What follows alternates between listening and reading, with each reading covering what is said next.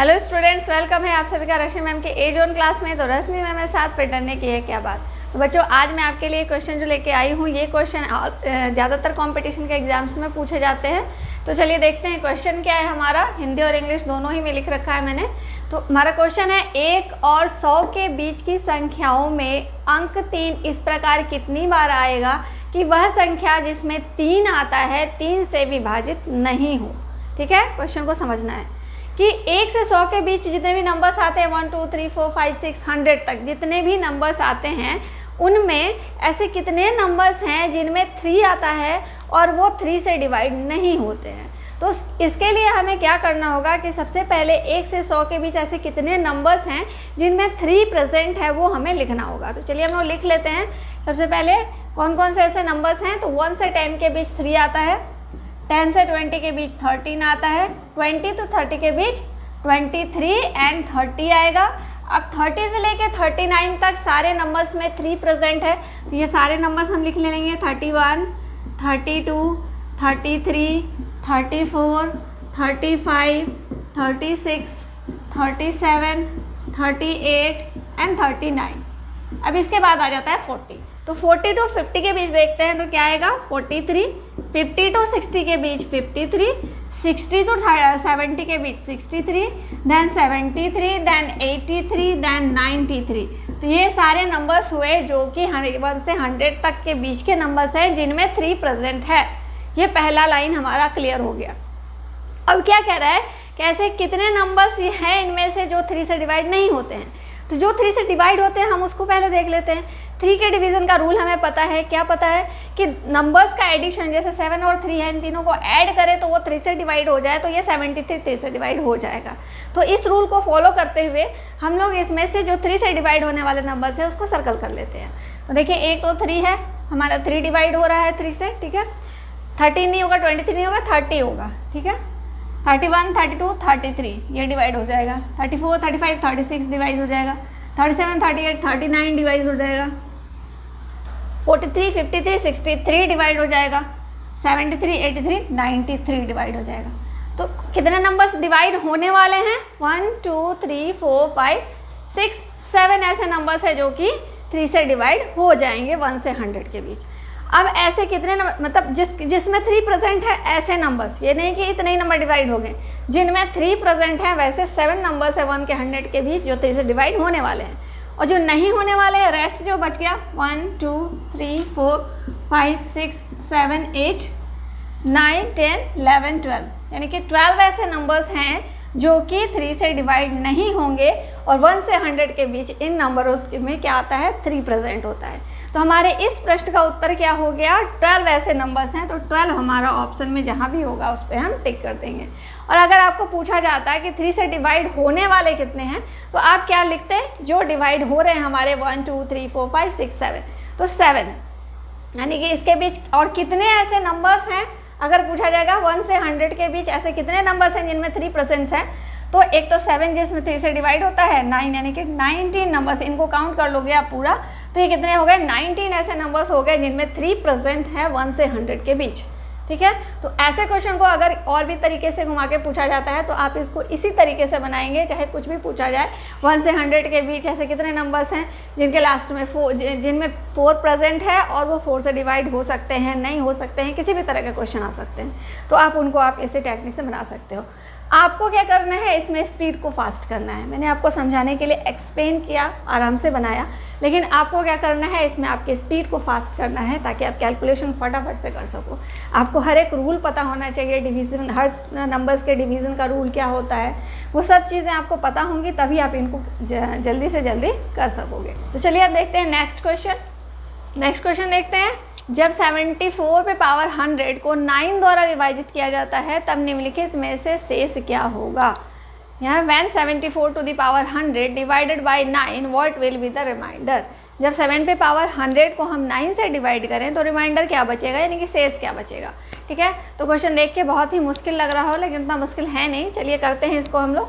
कैसे करेंगे इसमें, देखिए 74 पे पावर 100 को हमें क्या करना है 9 से डिवाइड करना है। ठीक है। तो सबसे पहले तो हम 74 को ब्रेक करेंगे ऐसे दो नंबर्स में जिसमें पहला नंबर 9 से कम्प्लीटली डिवाइड हो जाए। तो ऐसा कौन सा नंबर हो सकता है? 74 से जस्ट पहले या जस्ट बाद कौन सा ऐसा नंबर है?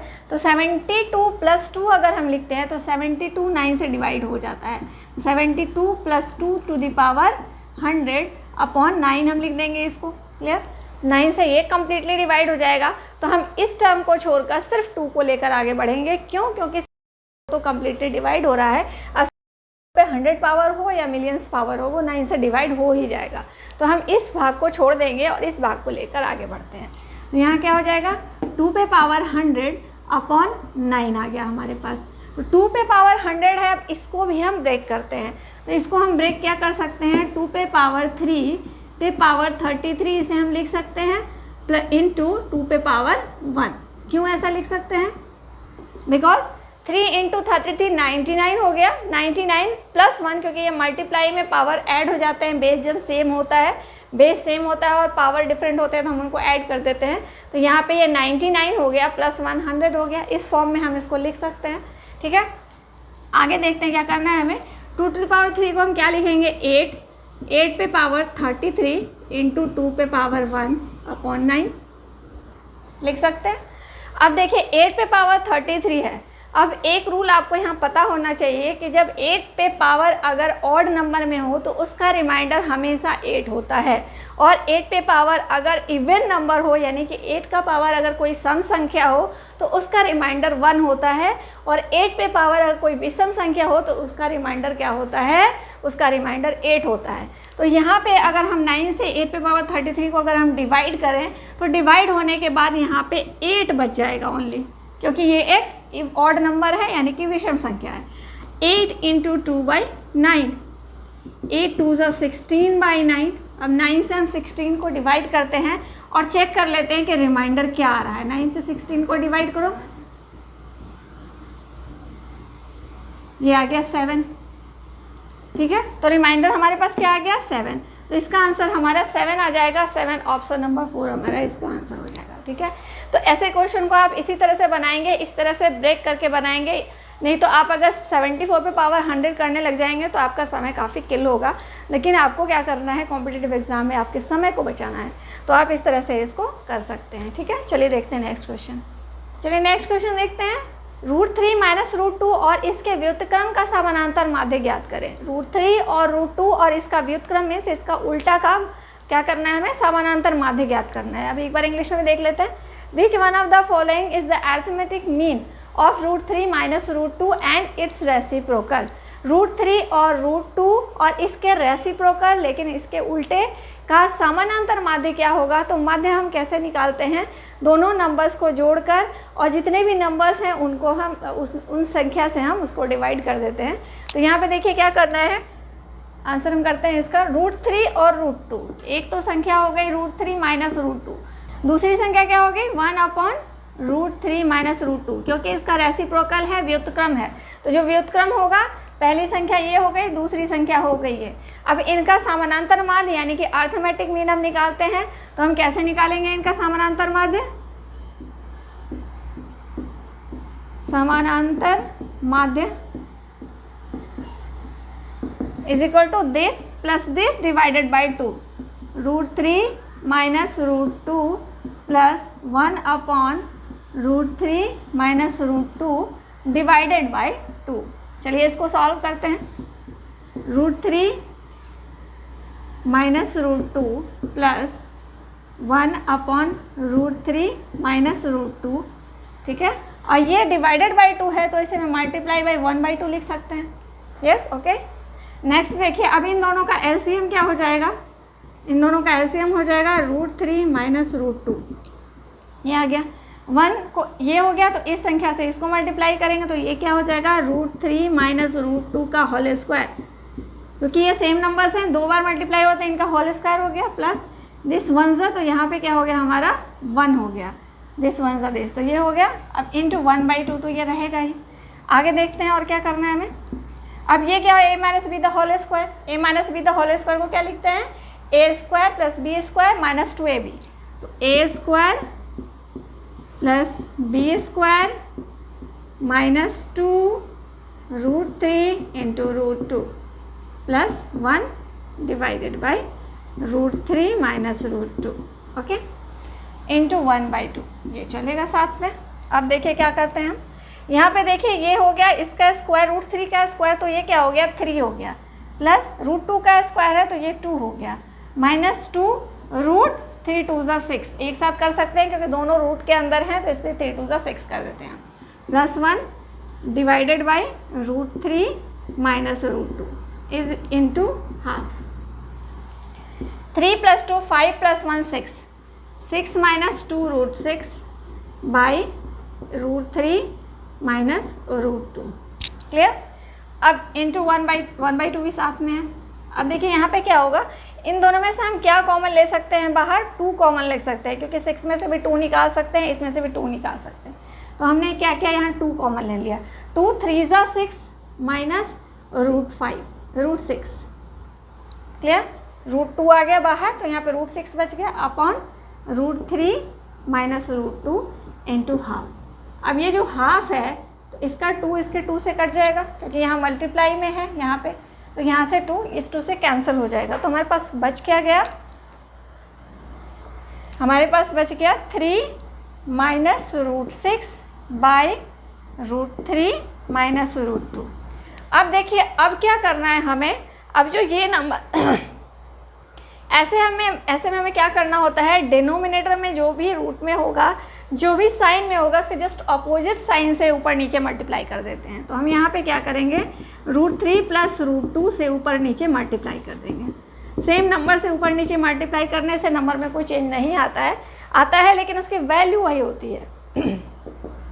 तो चलिए अब इसको हम करते हैं। यहाँ पे क्या हो जाएगा, अब इस नंबर को इस नंबर से मल्टीप्लाई करना है, 3 माइनस √6 मल्टीप्लाई बाय √3 प्लस √2, और नीचे क्या हो जाएगा √3 का होल स्क्वायर, क्योंकि a minus B A plus B, A plus B किसका क्या फॉर्मूला होता है, A square minus B square का फॉर्मूला होता है, ठीक है। फॉर्मूला भी आपको ध्यान में रखना है। अब देखिए यहाँ पे हम इससे इसको मल्टीप्लाई कर लेते हैं। यहाँ पे हो गया 3 से √3 को 3√3 प्लस 3√2 माइनस 6 3 ज़ा 18 √18, क्योंकि दोनों रूट के अंदर है, प्लस माइनस माइनस 6 2 ज़ा 12 रूट के अंदर, अपॉन यहाँ पे देखिए क्या हो जाएगा, यहाँ 3 कॉमन बाहर आ गया क्योंकि 3 का √3 का स्क्वायर है तो 3 आ गया, √2 का स्क्वायर है तो -2 हो गया, ठीक है। अब यहाँ पे देखिए 3√3, अब इसे हम क्या लिख सकते हैं, ये 3√3 है प्लस 3√2 है, ठीक है।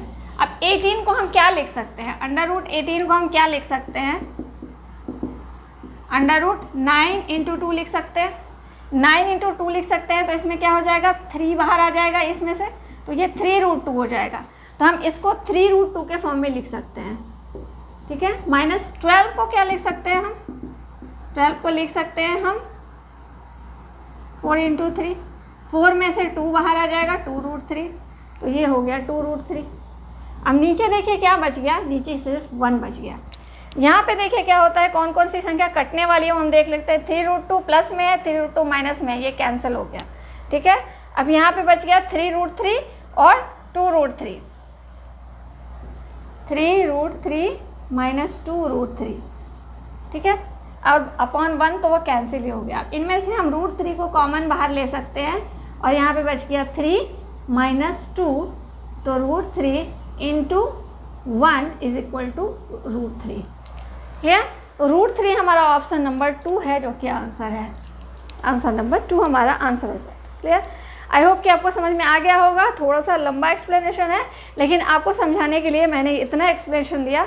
आप इसको क्या करोगे, अपने हिसाब से अपने माइंड में सेट कर लोगे कि इसके बाद 1-2 स्टेप्स को जंप करके फटाफट से आप इसका कैलकुलेशन निकाल सकते हैं, ठीक है। जैसे कि मैंने स्टेप बाय स्टेप किया, आप इनको माइंड में भी करके 1 स्टेप 2 स्टेप को जंप करके कर सकते हैं। तो इसका आंसर हमारा √3 आ जाएगा। ऐसे क्वेश्चन को आप इसी तरह से करेंगे। तो चलिए आज की क्लास के लिए इतने ही क्वेश्चंस आप लोग रिवाइज करिए, एस टाइप के और भी क्वेश्चंस को करिए। मिलेंगे नेक्स्ट क्लास में नए क्वेश्चंस के साथ। तब तक के लिए tata bye bye, see you, take care and all the best.